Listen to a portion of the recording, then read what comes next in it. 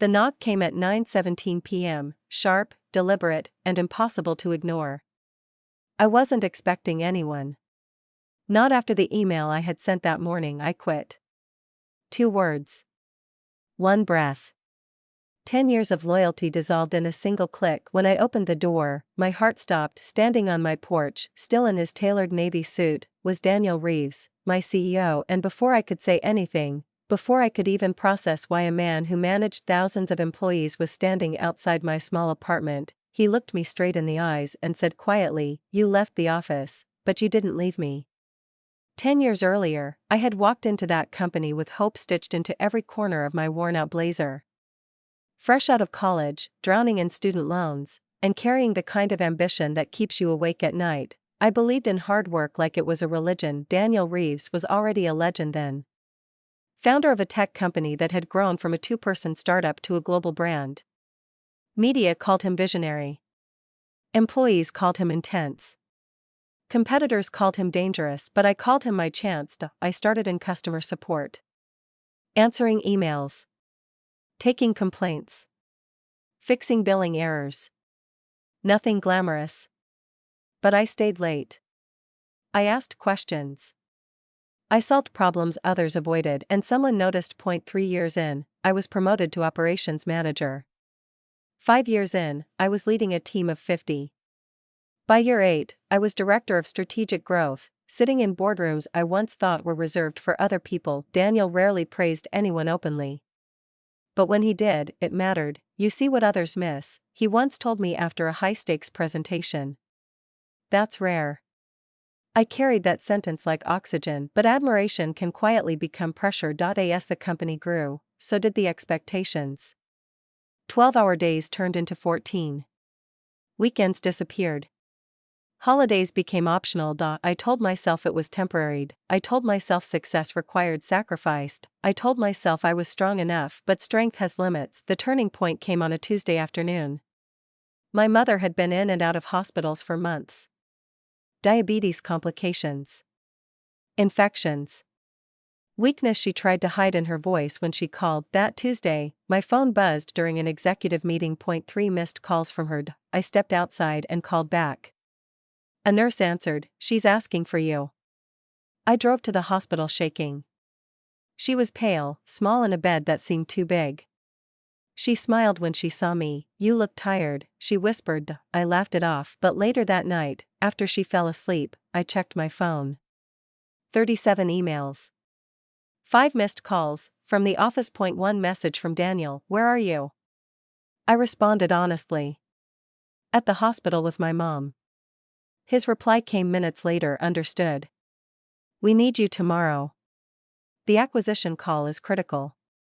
That was it. How is she? "No, take your time. Just business." I returned to the hospital room and looked at my mother sleeping. Tubes in her arms. Machines humming quietly. For the first time in 10 years, I questioned what I was building, and what it was costing me. Still, I showed up the next morning, because loyalty feels like love when you've given your life to something. 3 months later, my mother passed away. The company sent flowers. Daniel sent a text, "My condolences. Take the week you need." I took 3 days because that's what high performers do. We compress grief into productivity. We swallow pain so we don't appear weak, but something in me had cracked. Work felt hollow. Meetings felt meaningless. Every goal I once chased now felt like someone else's dream. The final blow came during our annual leadership summit. I had spent weeks preparing a strategy that could save hundreds of jobs during a planned restructuring. A way to cut costs without cutting people. I believed in it deeply. When I presented it, Daniel listened quietly. The board applauded politely. Then Daniel leaned forward and said, "It's thoughtful. But it's emotional." Emotional. As if caring about people was a flaw. As leaders, he continued, we don't protect comfort. We protect growth. The room nodded. I felt something inside me shut down. 2 days later, I sent the email, "I'm resigning," effective immediately. No dramatic explanation. No negotiation, just finality, which brings us back to the knock at my door. Daniel stood there now, his eyes not angry, but tired. "Can I come in?" he asked. I hesitated. Then stepped aside. My apartment was small. humble. Nothing like the glass offices we once shared. He looked around, taking in the silence. You didn't give notice, he said finally. I gave 10 years, I replied. He nodded slowly. You were the backbone of this company. And yet I felt replaceable, I said. The words surprised even me. He didn't argue. Instead, he sat down and did something I had never seen him do in all those years. He took off his jacket. You think I came here to convince you to return, he said. I didn't. I folded my arms. Then why are you here? He met my gaze. Because you left more than a position. You left a gap I don't know how to fill. I stayed silent. For years, he continued, you translated my vision into something human. You challenged me. Balanced me.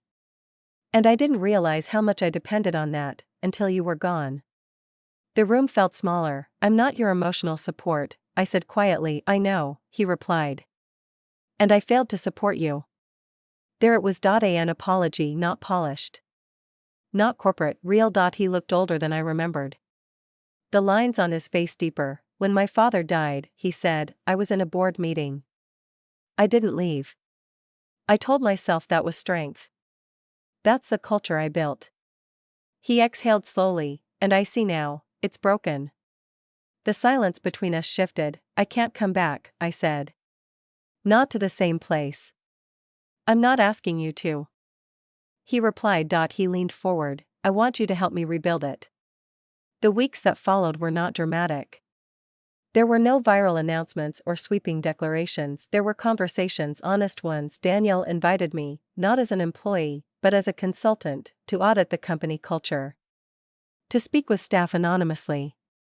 To identify what was silently draining people. What I heard broke my heart. Burnout disguised as ambition. Fear disguised as discipline.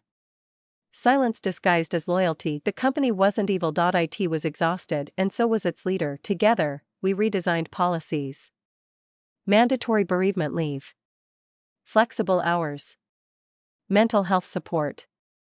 Leadership training that included empathy, not as a buzzword, but as a measurable skill. Daniel began holding open forums where employees could ask him anything. No filters. The first session was tense, the third was transformative. 6 months later, the company didn't just report profit growth, IT reported retention growth, satisfaction growth, trust growth. Daniel stood on stage at the next summit and said something I never thought I'd hear from him. We once believed productivity required sacrifice. We were wrong. The strongest companies are built by whole people, not broken ones.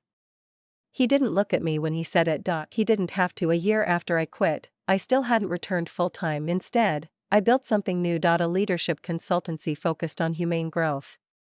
Helping companies succeed without erasing the people who make that success possible. Daniel became my first client and my most unexpected ally. We still disagree.